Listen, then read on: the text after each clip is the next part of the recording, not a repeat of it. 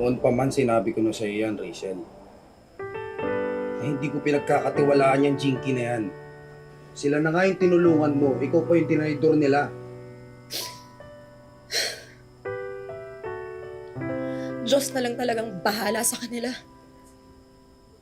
Pero ang kinatatakutan ko ngayon ay anong gagawin natin ngayon? Ilang araw na nawalang kita yung karinderya natin. Saan na tayo pupulutin? Kung tuluyan na tayong malugi.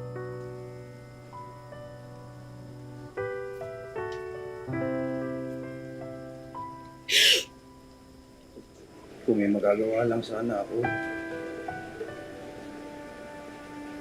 Ako naman kasi yung padre de pamilya dito, di ba? Pero Rachel, parang ako pa yung pabigat at walang kwenta. Tay, tayo mo po sabihin yan.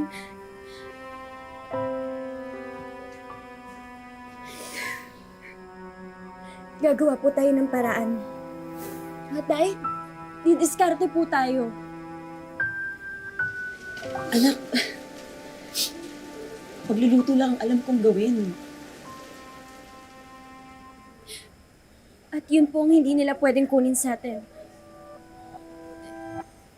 Di ba po, Nay, meron kang recipe ng embutido? Yung tinuro po sa inyo ni Lola? Rachel, isang putido at saka isang kanin pa. Rachel! Sa akin din, isang embutido pa. Ito na hindi pabigay na. Kanina yung isa pang order ng embutido at kanin? Ah, okay. Nadine, sa akin. Thank you, anak. Dapat pala mas parang... Pusi talaga itong mag-ina na to eh. Ang hirap patumbahin eh. Kaya nga, may. Parang siya na din, no? Umayabang na naman. Nakakairita. Ma, what if gayahin mo yung embutido nila para kalabanin natin sila?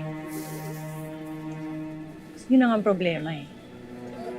Hindi ko alam kung paano. Ang hirap gayahin ng lasa at yung timpla ng embutido ni Rachel. Papayag ba tayo na maungusan tayo niyan? Alam mo, ako nang bahala, may plano ako. Manda sa akin yung natin. Pwede pa, bili ng 3 order. Ah, sige! Talaga? O sige! Oh, to. Pwede mamaya na ng rice. Oo, sige. Mamaya ako na kayo singilin ha. Huwag niyo kakalimutan. Yan. Nadine. Salamat. Di ba, school to? Bakit may tindera dito? Ha? Wala sa school rules and regulation ang bawal magtinda. Kaya wala akong nilalabag na batas. Sabi ko ang eskwelahan to eh. Bawal nga yung mga tindera kagaya mo! O edi sige, sabihin nating bawal. Oh, edi aalis ako. Pero baka nakakalimutan mong tindera din ang nanay mo. At pagmamay-ari ng school ang lugar kung saan ang pwesto niya. So ibig sabihin nun, bawal din siya. Dahil school property yun. Ano mo pinusa? Ano ba ginagawa mo? Ano mo? Kanina ka pa effort na effort kaya ako! Ano ba? Bitiwan mo! Gawa, sumusobra ka na. Alam ko ang karapatan ko. At marangal ako nagtatrabaho. Hanggat marangal at wala akong nasasaktan tao, walang makakapigil sa ginagawa ko. Lads, pabili nga ako 5. Sandali lang ah. May order din pala dun sa labas. Dali mo na yung paninda mo.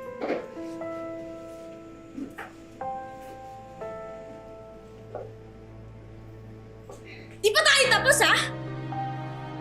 Bumalik ka dito! Sige!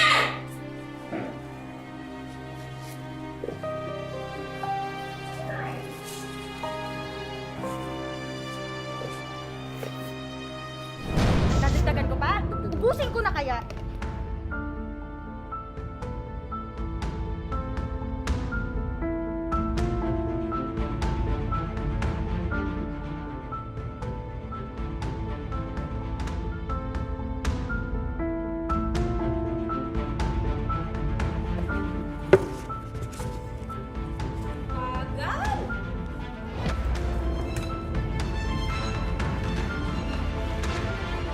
Get one whole sheet of pad paper.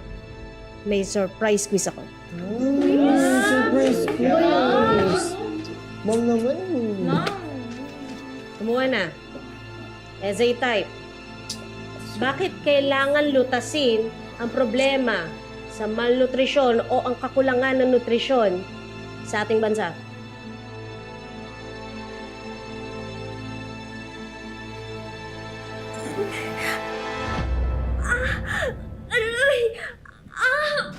Nadine? Nadine, ano nangyari sa'yo? Aray! May masakit ba? Ano masakit sa'yo? Dali mo sa clinic si Nadine! Kailangan siya ma-check up na nurse! Dali, Grace! Sige na, Nadine! Sige na, anak. Dali niyo na.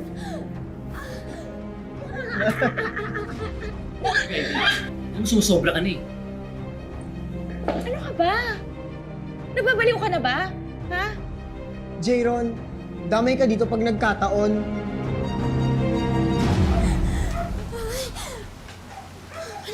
Bakit? Ano nangyari? Grabe, nanghihina na talaga si Nadine. Binigyan na siya ng nurse ng gamot kanina pa sa school. Hala, anak! Hala! Nadine!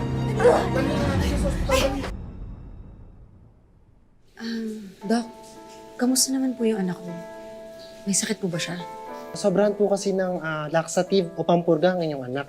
Pampapurga po? Bakit naman uiinom ng gano'n yung anak ko? Anak, may nililihim ka ba sa amin?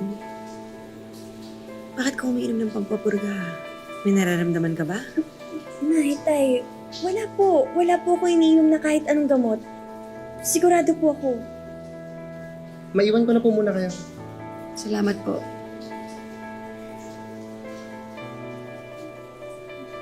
Jayron,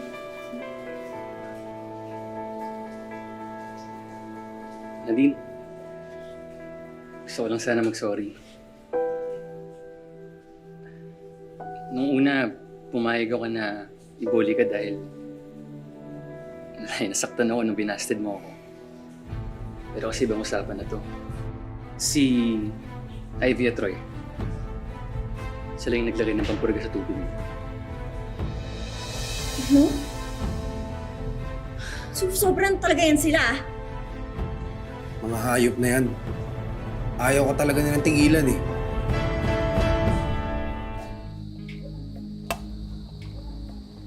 Talaga ba, anak? Ganun ba kadami nilagay mo? Ma, para matigil na yung kayabangan ni Nadine. Hoy! Dinky! Ikaw ito ang huling beses na pagtatawanan yung anak ko. Mga walang hiya kayo. Basura! Galing basura kayo mag-ina! At yan pong anak mo, tiniis ko lahat ng pambubuli niyan. Pero ito, ibang usapan na po to. Dahil umamin sa akin si Jayron na ikaw ang naglagay ng pampurga sa tubig ko. Alam mo kung tutuusin lang? Kulang pa yan sa gihil ko sa'yo!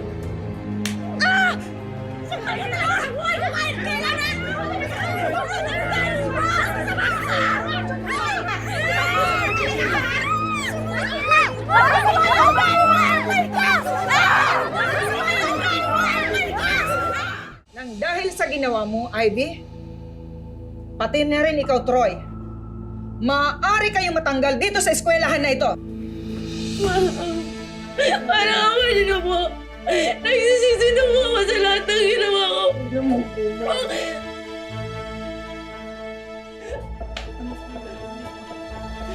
Mama, sige na po, please. Alam mo ba na mali ang ginawa niyo? Apo! Ayon po sa DepEd, patuloy ang pagtaas ng mga kaso ng school bullying sa ating bansa. Marami ang katulad ni Nadine na sa kabila ng pagsusumikap para sa pamilya ay binubuli pa ng mga kaklase niya. Lagi po ako nabubuli nun po sa school. Tapos po, hindi naman daw po karapat-dapat para sa akin yung top 1. The Department of Education, we have zero tolerance for bullying, no? Bullying of any kind. Kapag merong merong naka-witness doon sa bullying na any school personnel, si school personnel ang immediately magkakaroon ng intervention, yung immediate response. Ang ating mga sanctions will depend on the gravity or severity of the bullying case. Pero yung mga grave offense or severe offenses, umaabot pa rin tayo ng mga suspensions or even dismissal from the schools. Kahit pa na biktima ng pambubuli si Nadine, hindi ito naging hadlang para ipagpatuloy niya ang kanyang pag-aaral. Patunay sa husay at sipag ni Nadine ang kanyang mahigit 100 medals at awards. Gusto ko po magpatuloy sa pag-aaral kasi po gusto ko po makatulong sa pamilya ko po. Noong September 2021 po, pagising ko po ng umaga, wala na po akong makita, wala na po akong paningin. Nagpunta po ako sa health center po. Ang sinabi po kaagad, glaucoma daw po. Matagal na po akong hindi nakabalik po sa pagpa-check up po dahil sa kakulangan po ng pera po namin po. Para maibsan ang pasanin ng pamilya ni Nadine, agad kumilos ang Wish Ko Lang team. Dinala namin si Tatay Jeffrey sa espesyalista sa mata. After we did comprehensive eye examination ni Tatay, he was diagnosed with advanced angle closure glaucoma. No light perception na yung left eye niya. Right eye, meron ding glaucoma pero lesser degree. Nakakita pa siya ng figure. He will undergo low vision screening and mobilization training. So, we'll come back to me kasi nagaganon din ako. Nagawa tayo ng program. Magpo-focus tayo na i-improve natin. Ngayon naman, ang mga hiling ni Nadine ang aming tutuparin. Naghanda ang Wish Ko Lang ng simpleng awarding ceremony para sa ating bidang estudyante. At ang maghahatid ng mga award at sorpresa, ang gumanap mismo bilang si Nadine, si Kapuso Star Althea Ablan. Hi! Ako si Althea.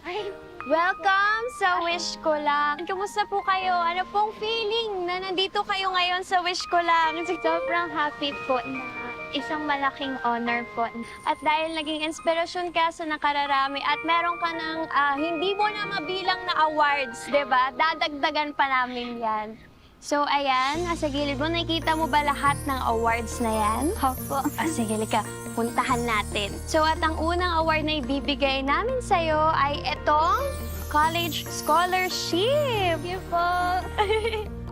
Matutupad ko na po unti-unti yung mga pangarap ko po at makakatulong na po ako soon sa kanila mama at papa po. Dinagdagan na rin namin yan ng school supplies at isang brand new smartphone na makatutulong sa pag-aaral ni Nadine. Siyempre, may regalo rin kami para sa mga magulang na nagtataguyod sa pag-aaral ni Nadine. Medical assistance, tulong suporta para sa pangangailangang medikal ni Tatay Jeffrey. Papasalamat po kay Ma'am Vicky Morales. At para naman kay Nanay Rachel, mga negosyo package. Thank you po, Wish Ko Lang. At isang merienda food cart business kapalit ng nalugi nilang negosyo. Okay, ayan po, kompleto na po yan. Meron na pong panluto, meron ng mga tools dyan. May bonus din kaming living room showcase para maging mas masaya at komportable ang bonding experience ng pamilya sa kanilang tahanan. And of course, Wish Ko Lang Savings, tulong pinansyal ang aming programa. Ito po ay pantulong sa pagpapaaral ni Nadine. Thank you so much. Wish Ko Lang.